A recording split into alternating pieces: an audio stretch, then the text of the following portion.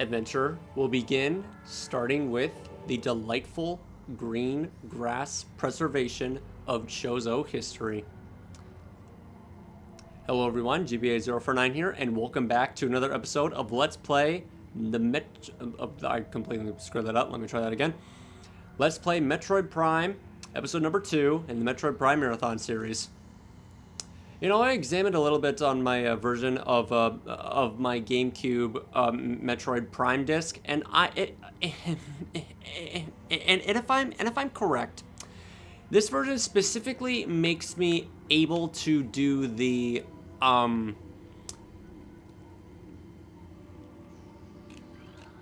or maybe not, probably not, to do the space jump boots, the early space jump boots sequence break. It might not, but I'm just gonna go attempt it once and then just forget about everything about the sequence break and just like examine everything about Talon 4 has for us to provide. So on the leftmost side, I'm pretty sure, like right over here, that you can't like lock onto it. First edible flowers bloom, seasonally considered a delicacy in many territories. Can I lock onto this one? It looks like I can't. It doesn't work because normally in specific versions, this one specific red starburst cannot be like locked on or scanned because you're too far away from it. It looks like this won't work. Even if I tried. Nope, doesn't work. But it's fine. Alright. So a bunch of the stuff that I'd like to talk about Talon 4. This is the outset planet of Metroid Prime's Inception. This is a time when you are brought in to a newly undiscovered planet, and the game is into a scene of a gigantic sightseeing adventure that will be a discovery of a lifetime. Like, you just get off here, you completely forget all about your nemesis, and this entire planet is inviting you to an adventure unlike anything you've ever seen before, and music emphasizes that tremendously well.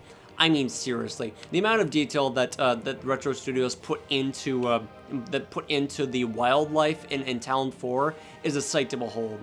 Especially when you look at the water droplets just trickling on Samus's visor when it's raining, the raining effects in general, the water effects from the waterfall, the dark water, and by the time you like go in the water, just see everything submerge. Oh my god, it is so fucking gorgeous. Like, you can see the beautiful fish swimming in schools. Everything just feels so lively.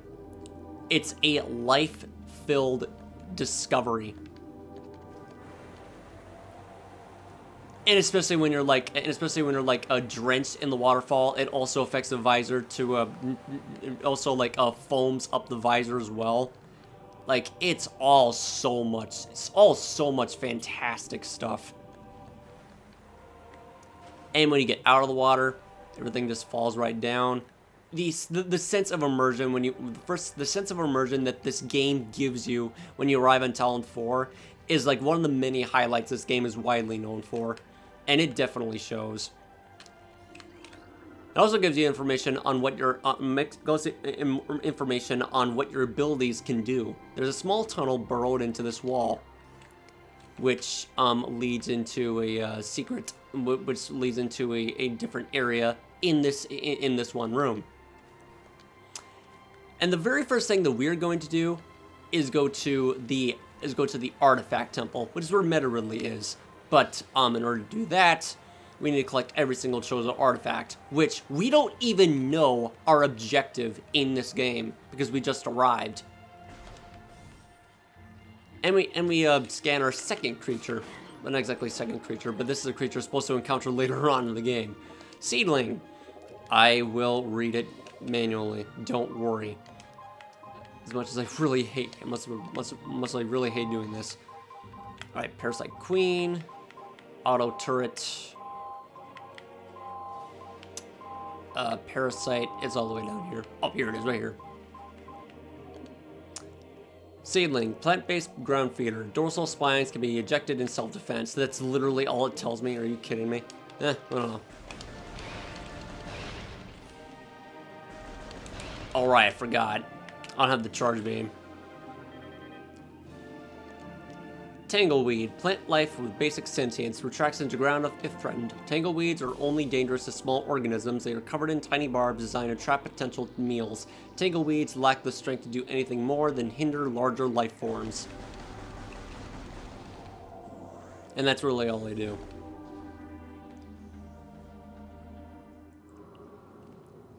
And this is our first destination that we need to take.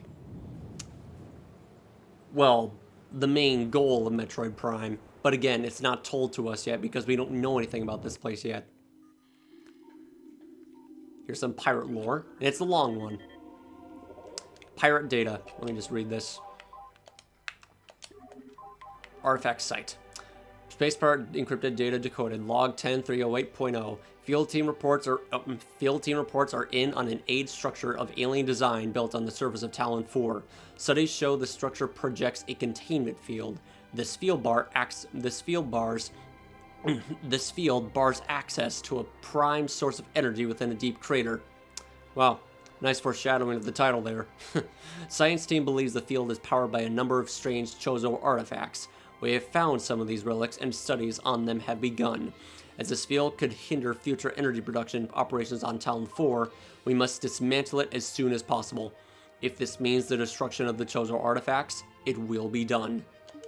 But they never do that because they don't have the time to do it. So that's the logo of the Chozo artifact. Very iconic. Research of a missile door. Indicates black shells of world, but like beam weapons, explosive weapons may damage it. Well, I guess like going through here was completely pointless after all because we don't have the missiles yet. I was expecting the seedlings to spawn like Kirby enemies. If you know, you know. If you don't know, you've obviously never played a Kirby game in your entire life. I have no idea why I'm going back to my ship. Unless, oh yeah, that's right. I get some more scan. I get some more. I get some more scan entries. I get some more scan data with my ship. Hunter class gunship registered to Samus Aran. You can return to your ship to recharge energy, reload weapons, and save progress in the game. There is no other data besides that.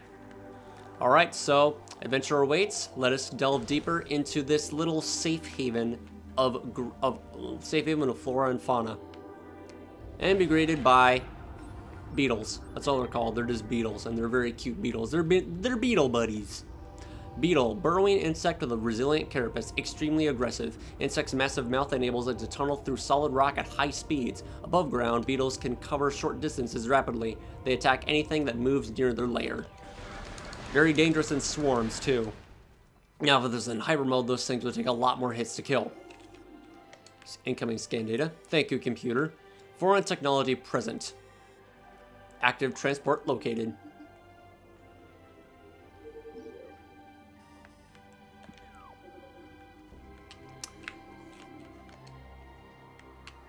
Was that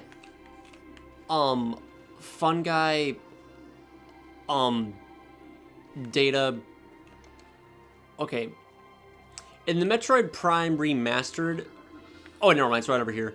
Talon Fern. Yep, here it is, right here. Talon Fern. I absolutely love the name of this plant so much. It's not Talon 4, it's Talon Fern. Talon Fern. Non-toxic variety of Psilotalonensis. Commonly found near water sources. It's just a normal fern. But we'll deal with it. It really is a shame that when we progress further onwards in the game, Talon 4, okay, the default theme of Talon Overworld is replaced with the depths.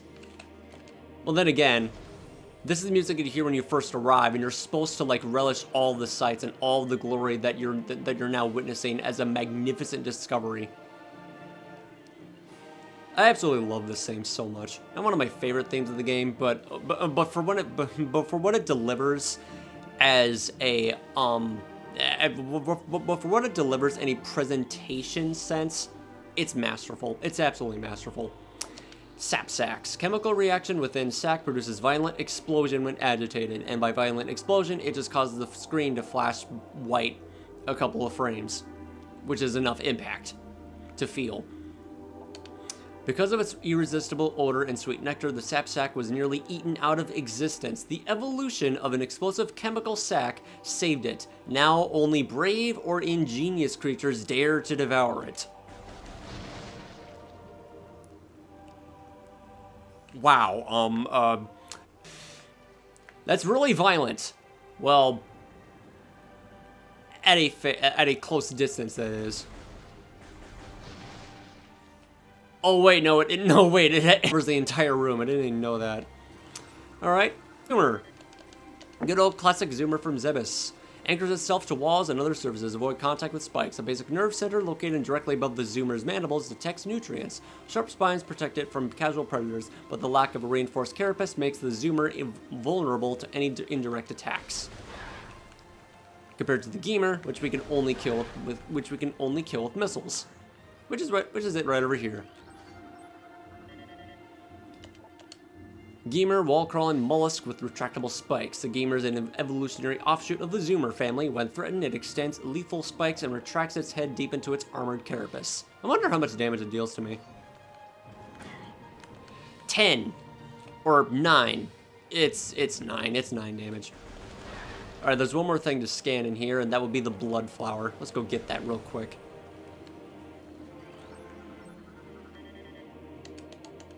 Blood flower, able to eject toxic spores. Toxins are poisonous even to the blood flower itself, and that's how you take care of it. 3 mouth nodules protrude from the stalk beneath the flower, each with a rudimentary brain cluster and the ability to spew toxic fumes at anything within a 5-meter radius. The spores ejected from the stigma at the center of the flower are sufficient to kill this creature if they explode in its vicinity. And since there's a bunch of sap sacks, we need to be careful. Well, the blood flower needs to be careful because it's dead. Alright. So the landing site of Talon 4 starts off as just a little route to our next area. This is our safe haven, our safe spot, the safe zone. The more that you think about it, there's a lot of like safe aspects to you know, etched onto Talon overworld's design. There's really not that many threatening life forms on the surface. They're all in the other areas, like in the Chozo ruins, Magmor caverns, Phazon mines, and so on and so forth. Which is where we're going now. We're going to the Chozo ruins. This is where our adventure officially begins, and excuse me.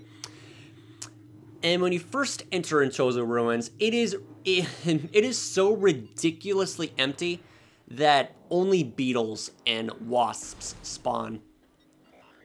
And since this is Chozo ruins, it's exactly that. It's dead history. And all that remains of this place, of this once prosperous civilization that has been destroyed by a crisis dubbed the Metroid Prime, dubbed Phazon, dubbed Planet Phase. All that's left are scavengers, and her first piece of lore too, which I will read right here.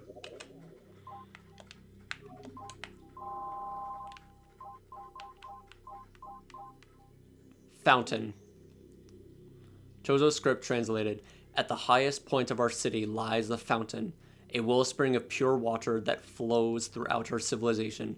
It is the jewel of the Chozo, the life giver, and yet its waters speak of a clouded future. As we come to understand the paths of time and space more clearly, we've begun to glimpse through rough tatters of past and future. We've begun to glimpse rough tatters of past and future, glittering behind reality like soft lights behind a curtain. We have seen the fountain in these glimpses, pouring darkness instead of water, and we cannot guess what the visions mean. And thus, the tragedy of the Chozo race and Talon 4 begins. But we don't see the source of it. We only see the damage. The amount of untold damage that Talon 4 has taken from the meteor from the meteor of planet phase.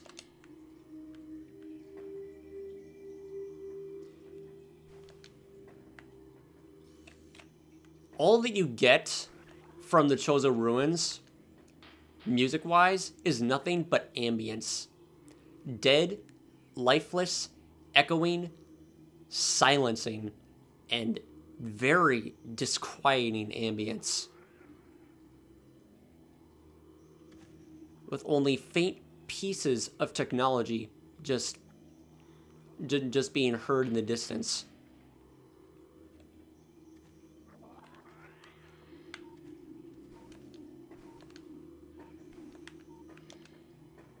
So let's continue onward, shall we? Before being invaded by a swarm of beetles. You know, it's been quite some time since I last played Metroid Prime. I kind of forget where exactly I need to go. Obviously, it's not over here because I need the missiles.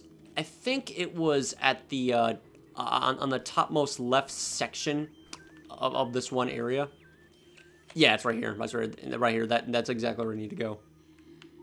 And doesn't look like there's any more beetles over here, so let's read what we can. This door can only be opened from the other side. Energy tank. The ledge this object rests on cannot be reached from this room. Really don't understand how this bridge broke, but it's most likely due to erosion. These stones appear to have fallen from the walkway above. Well, a tutorial on how to use the space jump boots by the time you get them. Over here, this tree seems to be weakened due to cellular decomposition, and a missile expansion up here. This object rests at the top of a very smooth inclined slope.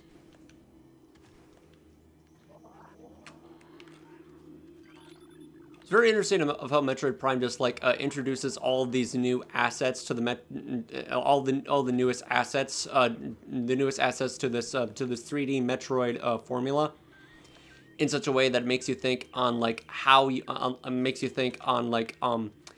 how you want to approach and like get those objects. Veterans of the Metroid series in the 2D era would obviously know that those are missile expansions. But you don't know. You want to find out for yourself. You're excited to see it. You're excited to see it for yourself.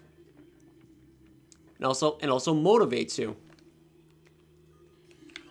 Over here is a War Wasp Hive, primary War Wasp dwelling, only vulnerable to heavy weaponry.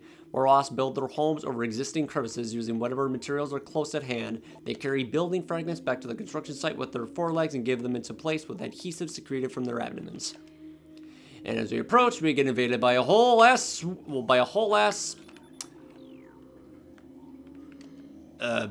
maybe not. Okay, that's weird.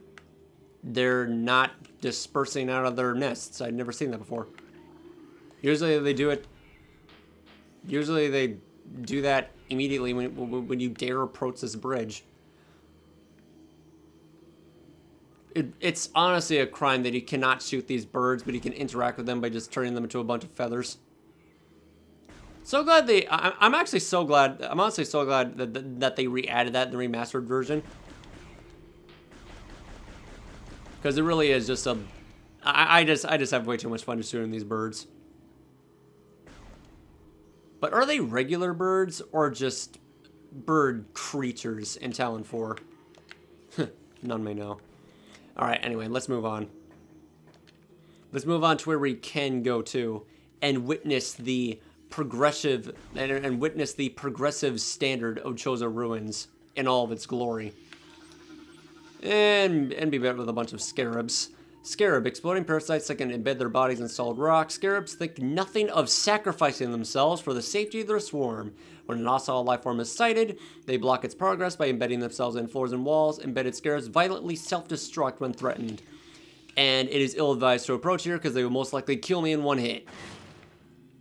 Or, not exactly one hit, but very close to killing me. Very early on, those things can absolutely demolish you. Ions. Immobile organisms entirely composed of ocular tissue, capable of launching sustained energy beams when active. The ion is sensitive to light and will close shut if a bright flash ignites nearby. Shoot it and then it's just sensitive. It is not like the light. My guess is that the ions were created by the Chozo to protect key areas. And another Chozo lore. I'll just read it like this. Sacrificing my L trigger in the process. Chozo script translated. We Chozo are departing now, after so many years in peaceful seclusion here on Talon 4. When we came, this place was a refuge for our spirits, a civilization built from native materials, bereft of the trappings of our technology.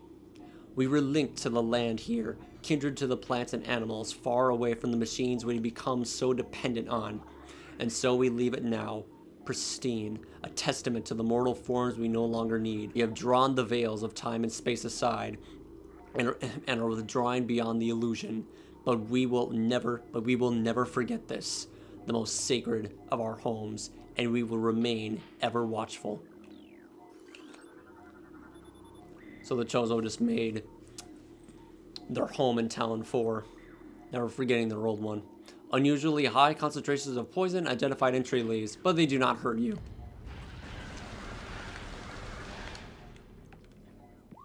Save station detected. It's literally right over there. Not like I need it, but do I need it? I don't think so. Oh, crap. Elevated toxicity levels beyond in tree bark. Scans indicate a poison water source within 4 meters of tree base.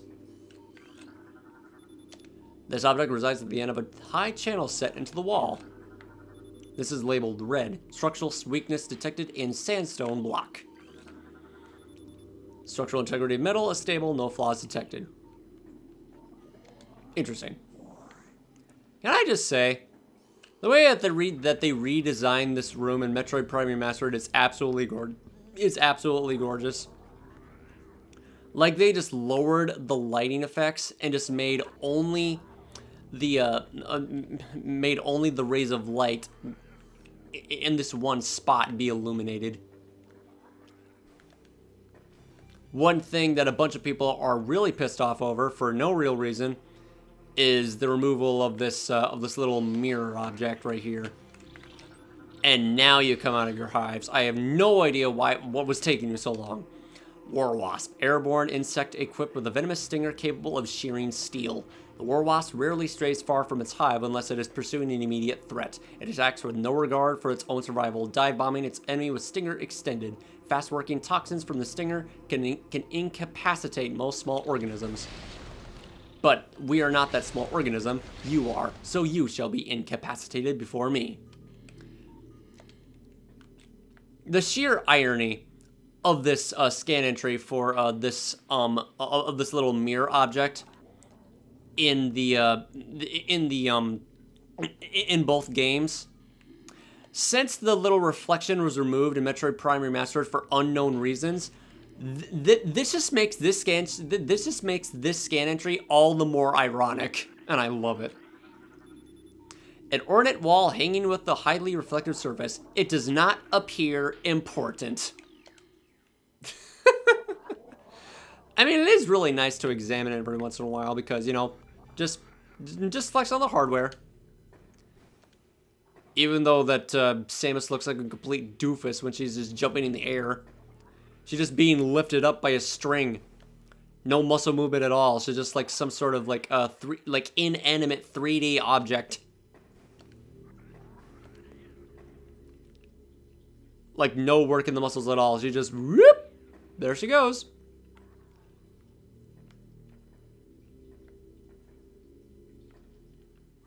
It's still really cool. Anyway, let's just go to the safe station anyway, just to make the game shut up. There is no option to shut off the hint system. You have to deal with it.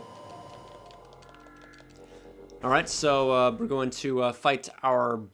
Would you even call this a boss? It's best to just prefer calling it a mini boss, really. The only translatable symbol detected on the sculpture is the word Chozo.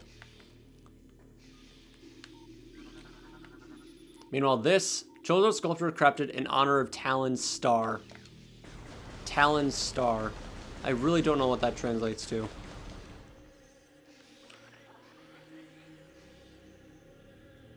I always thought they were just like a really weird green particle effects just buzzing around everywhere, but upon closer examination, they're just little green moths.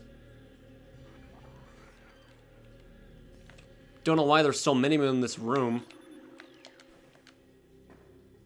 Must have turned rancid over time. Like, you can just smell the amount of decay the Chozo ruins took just by this one room. Like, it's a shell of its former self. There's so much that everything about this place is so lifeless. And we don't, okay, we don't even know. No, okay, I take that back. I don't even know on how long ago this place has been corrupted by the Phazon element. It was most likely, I don't know. I don't even know how long a cycle is in Metroid Prime universe. It's most likely like 10 years or something. Like 5 cycles. I don't know. A long time. Way before it even arrived. Cap. Volatile chemicals within the cap make it agitated. Poisonous flesh of the blast cap helps keep it from being eaten. It also detonates its fungal cap when it's even slight contact. Interestingly enough, these, if you can call it that, or plants come back in Metroid Prime Hunters. Possibly for fan service. I don't know. But it is, but those are more annoying in here, annoying there than they are in here. On wall, yeah. Need a missile to open that. And apparently, according to this, our morph ball is probably 1 meter long. That's complete bullshit. There's no way in hell that that this is 1 meter long. If it was 1 meter long, Samus would be unreasonably tall. Ungodly tall. A meter stick is, or something. Destroying, releasing thermal plasma attracted to sources of heat. Small bursts of thermal energy when threatened. Always thought that they shoot something at me when you fire at them, but no. They're just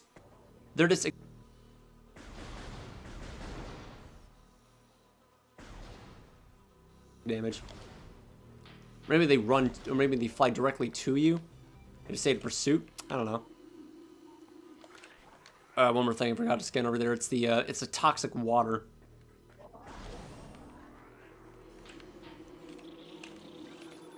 I'll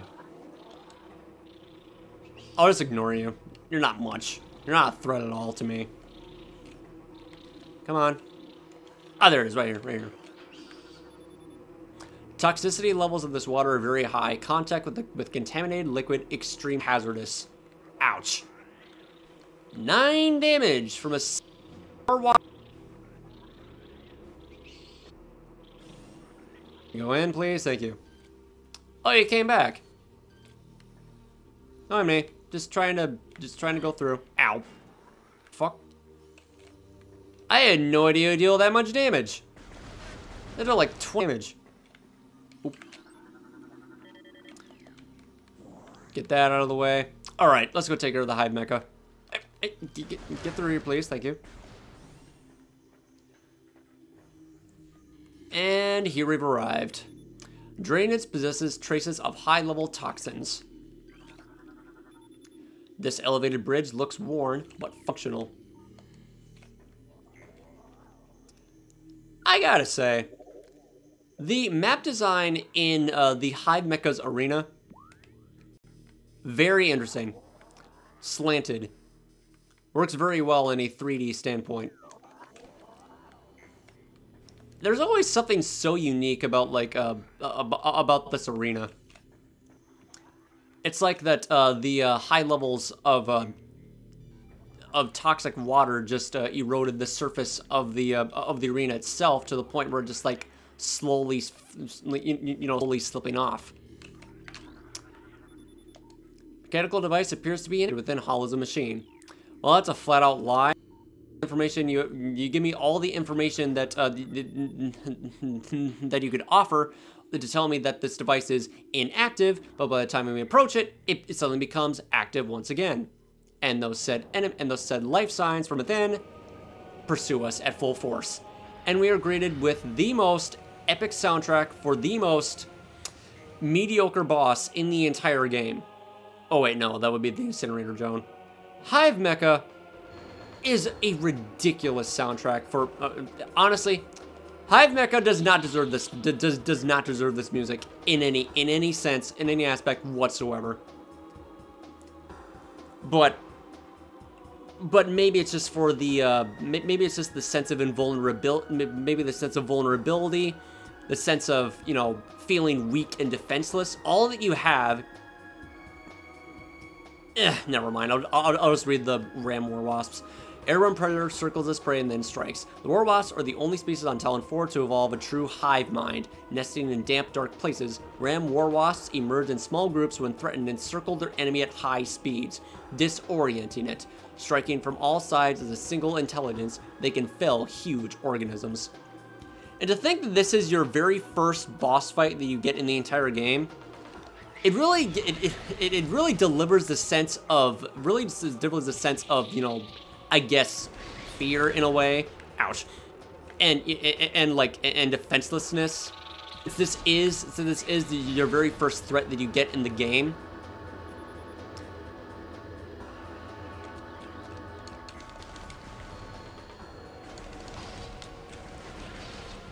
And to that end, it works very well in this boss's favor, or mini boss's favor. And the more war wasp and the more cycles of war wasp that we take care of, the more war wasp from the Hive Mecha it deploys. It's a very simple fight, but it works very well for like introducing the combat. In my opinion, a lot better than Parasite Queen, because there is a lot going on around you, literally. Easy strategy, just like pay attention to like the enemy map on the screen. When it stops, go. And when you hear that noise, just jump. Just jump when it ends. All right. And that's it. Hive Mecha has been taken down, or became inactive once again. We don't actually destroy it. I guess we just like destroy all of the war wasps in there. Last time we ever like hear of the Hive Mecha. You know, interestingly enough, the Hive Mecha itself appears to be of Chozo design because it has bird faces on them. I wonder why. Were the Chozo like experimenting on like, I don't know, experimenting on hive technology or something like that for defenses, you know, like basically to fortify their home area or something like that? I don't know. At any rate, we got the missile launcher, and we can finally pry open these blast caps. Oh wait, sorry, not blast caps. Blast doors. And now we got an energy tank. Very rewarding. First boss we get in the game. First boss we've defeated in the game. And now...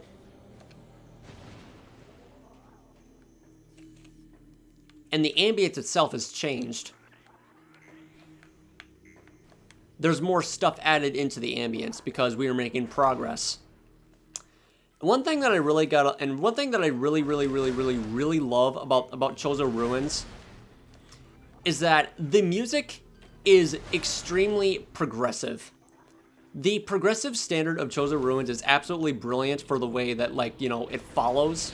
Because the more, okay, because the music doesn't, the music itself doesn't change until you defeat the Hive Mecha, which gives it some sort of life to it, but immediately, right after you defeat the next boss on our list, which is the Plated Beetle, that is the time of our Chozo Ruins gets all the energy and all, you know, just, you know, overall, just creates a sense of, you know, okay, it creates a sense of, you know, of the game basically giving you a pat on the back for a good job, and like, and it's like, you know, excellent job. You've done a lot, so, you know, good job. Please continue.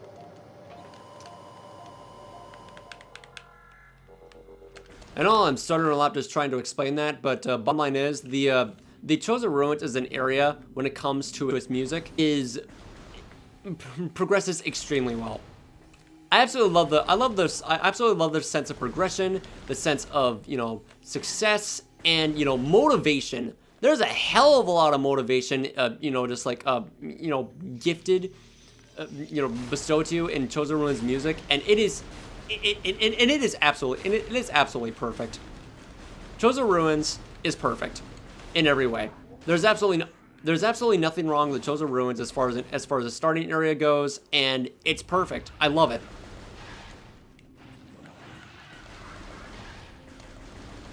You immediately tackled me. You immediately decided to tackle me as soon as you merged out of the ground. Okay, whatever. All right. I believe we've recorded long enough in this session. So in our next episode, we're going to go after the Plated Beetle and enter. Defeat the Plated Beetle and then go after Flagra, the source of the pseudo great poison of Chozo Ruins. So let me just get to the save station right now. Oh yeah. Also destroy the War Wasp hives because they're a nuisance.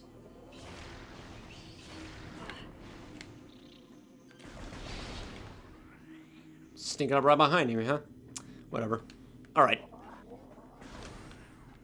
Alright, so that'll have to conclude this episode of Metroid Prime, episode number 2 in the Metroid Prime Remastered series. I hope to see you again in the next one. Thank you for watching, and I will see you later. This is GBA049, signing out, going offline, and see you next mission.